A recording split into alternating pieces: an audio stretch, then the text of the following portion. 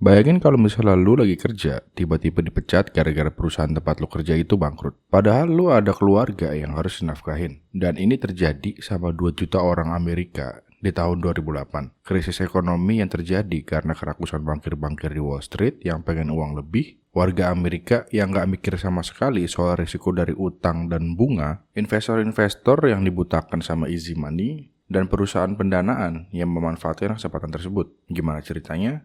Mulai dari sini.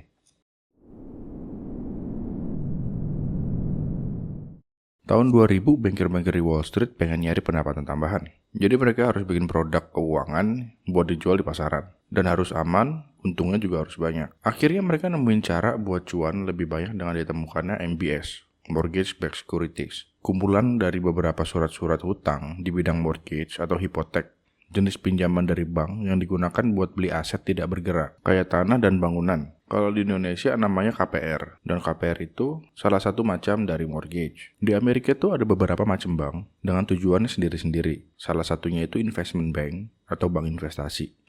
Bank investasi itu punya banyak modal yang bisa mereka pakai. Jadi mereka bisa beli surat-surat utang dari perusahaan pembiayaan dan dijual ke investor lewat pasar investasi. Jadi orang-orang bayar cicilan rumah mereka itu ke investor-investor secara nggak langsung. Menurut banker-banker di Wall Street tersebut, sistem MBS ini lumayan aman karena harga properti itu selalu naik. Jadi orang investasi di sini itu udah pasti untung.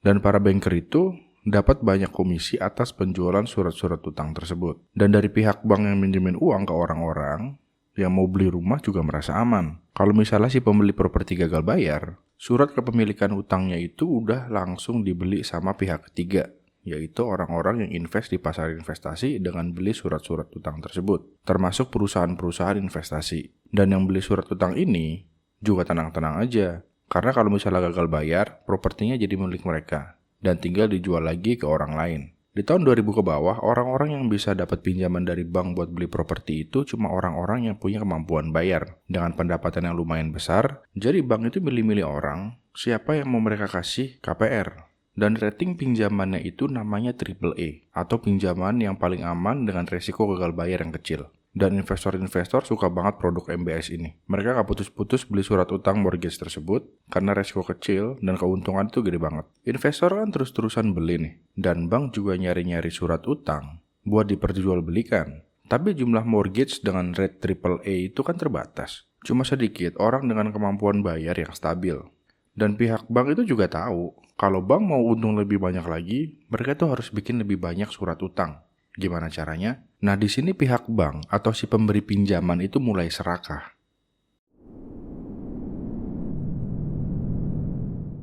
Mereka mulai ngondorin seleksi mereka buat orang-orang yang mau beli properti. Jadi seleksi nggak harus orang-orang yang punya pendapatan besar aja. Orang-orang dengan pendapatan yang kecil dan kredit yang lumayan buruk bisa dapat pinjaman mortgage. Mereka nyebut pinjaman ini subprime, pinjaman pembelian properti dengan risiko gagal yang lumayan tinggi. Kenapa mereka berani banget? Karena surat utangnya langsung dibeli sama investor-investor, bank cuma jadi penyedia doang. Karena banyak bank yang ngendorin seleksi mereka, beberapa institusi kredit mulai jalanin yang namanya predatory lending practices buat ngasilin mortgage yang lebih banyak lagi. Mereka tuh nggak ngecek, apalagi survei ke orang yang mau ngajuin mortgage. Dan suku bunga dari predatory lending ini awal-awalnya kecil, tapi setelah 1 tahun, suku bunganya itu naik drastis. Jadi persentase gagal bayarnya itu makin gede. Tapi masyarakat yang ngambil mortgage nggak tahu apa-apa soal ini. Dan mereka beli rumah, itu kayak beli kacang di pinggir jalan. Satu orang ada yang beli 3 rumah, sampai 5 rumah sekaligus tanpa punya rencana gimana cara mereka bayarnya. Dan kalau suku bunga naik drastis, orang-orang ini yang punya penghasilan kecil pasti gagal bayar. Pas subprime mortgage ini baru, orang-orang dari credit lending agency, orang-orang yang menilai pinjaman di Amerika aman atau enggak, ngelihat histori pembayaran pinjaman mortgage ini AAA dan dianggap kalau subprime ini sama kayak AAA rating. Orang yang beli properti tersebut itu udah pasti bayar. Mereka pikirnya gitu. Tapi kan sebenarnya enggak. Masyarakat dengan pendapatan minimum bisa dapat pinjaman ini. Dan investasi kayak gini, resiko gagal bayarnya itu makin tinggi seiring berjalannya waktu. Dan investor-investor percaya aja sama produk investasi ini dan beli makin banyak. Karena produk investasi ini laku keras, mereka mulai jual produk-produk investasi yang lebih berisiko lagi. Dan mereka namain ini CDO, collateralized debt obligation. Dan beberapa produk investasi ini dinilai sama credit lending agency itu aman. Padahal kebanyakan dari CDO terdiri dari pinjaman-pinjaman yang berisiko gagal bayar atau yang udah gagal bayar dan dijual lagi. Sementara investor, trader sama banker yang membeli banyak surat hutang tersebut, harga properti di Amerika itu terus naik secara drastis. Persyaratannya kan gampang, sama suku bunganya itu kecil, mendukung kenaikan harga properti itu sendiri. Dan bikin MBS, Mortgage Backed Securities, sama CDO jadi investasi yang menggiurkan. Kalau gagal bayar, rumah atau propertinya kan masih ada, tinggal dijual lagi. Iya kan? Enggak juga.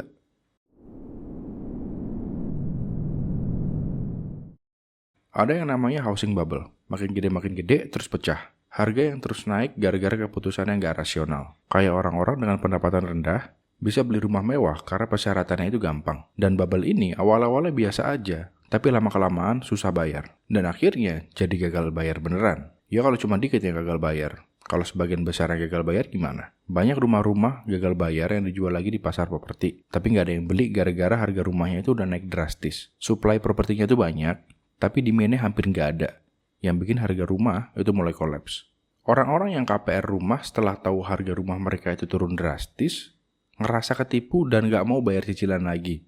Dan yang gagal bayar itu makin banyak lagi. Akhirnya bikin harga rumah tuh makin hancur. Dan lembaga-lembaga pembiayaan mulai berhenti beli surat-surat utang tersebut, yang bikin lender-lender subprime terjebak sama pinjaman-pinjaman yang macet, dan gak ada yang mau bayar. Di tahun 2007, banyak dari perusahaan pembiayaan menyatakan kalau misalnya perusahaan mereka itu bangkrut. Dan setelah masalah ini nyebar ke investor-investor besar yang naruh uang mereka di MBS atau CDO, uang mereka mulai hilang di investasinya. Banyak banget hilangnya. Dan itu belum semuanya. Ada lagi perangkat keuangan lain yang ada di pembukuan perusahaan pembiayaan yang bikin situasinya itu makin parah. Namanya derivatif bebas yang gak terregulasi. Derivatif itu kontrak atau perjanjian yang nilai atau peluang keuntungannya terkait sama nilai kinerja aset lain. Kayak Credit Default Swap atau CDS. CDS ini asuransi yang dijual buat nge-backup investor MBS kalau misalnya ada yang gagal bayar dan uang investor itu hilang di pasar mortgage. Jadi investor gak usah takut uang mereka hilang, kayak asuransi mobil aja.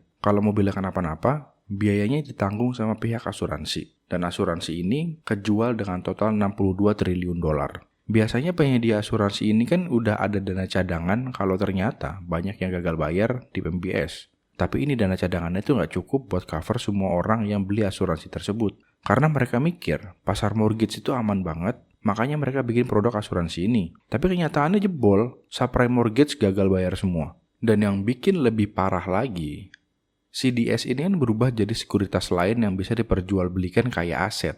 Yang pada dasarnya trader-trader bisa trading kalau nilai mortgage securities ini bakalan naik atau turun. Di Amerika, apa aja bisa dijual sama dijadiin instrumen buat trading. Dan semua ini dari mortgage, MBS, CDO, CDS, jadi satu kesatuan yang terkoneksi satu sama lain.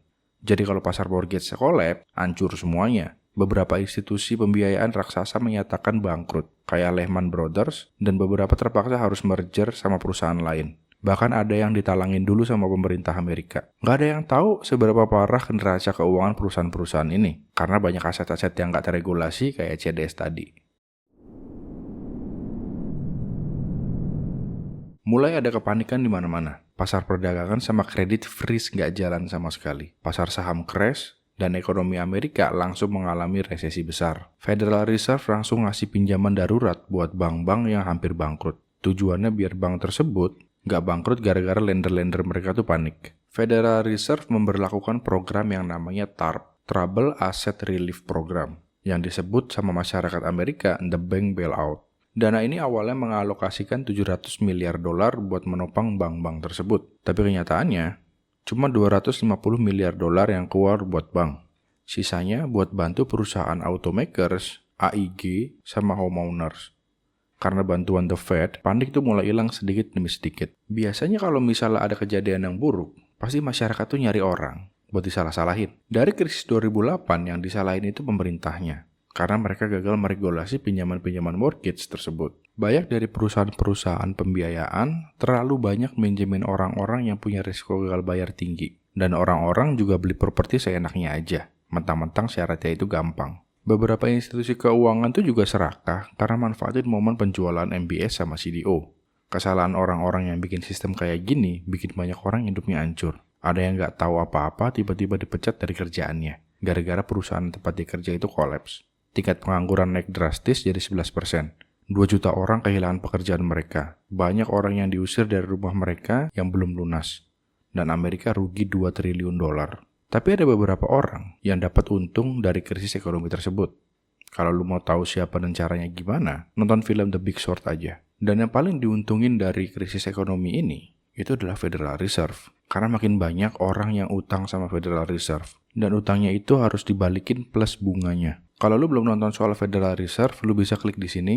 Dan ini ada video soal krisis keuangan yang bikin 60% warga Amerika dinyatakan miskin. Terima kasih.